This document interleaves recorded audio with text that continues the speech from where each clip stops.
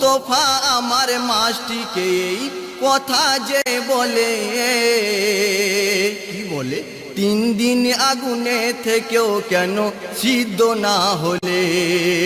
মোস্তফা আমার মাসটিকে কথা যে বলে, 3 দিন আগুনে থেকেও কেন সিদ্ধ না হলে।